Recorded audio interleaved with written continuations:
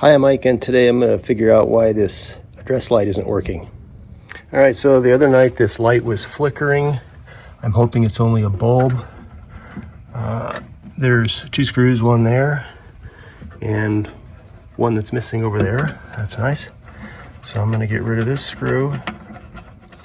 All right, let's see if we can get this off.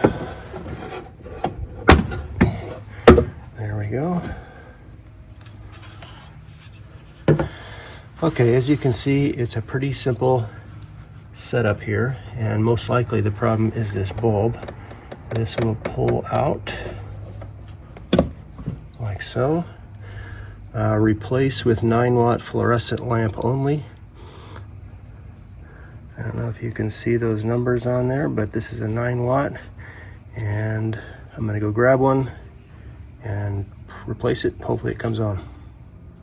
All right, here's my replacement. Amazon about $6, or Home Depot about the same. It's gonna be a plug and play, and then I'm gonna try to fool the sensor into thinking it's dark and seeing if this will come on. There's only one way it goes in, push. Okay, so now I'm gonna go and fool the sensor. Oh, by the way, you know what? If you need to replace this whole fixture, it's a real simple thing. It's held on with this nut. Pull it out, there's going to be some electrical connections in there. You'll need to find the replacement, which can be a challenge. If you live in an HOA, I would call them and find out where their supplier is. Other than that, you're going to have to dig around at some wholesalers, electrical wholesalers.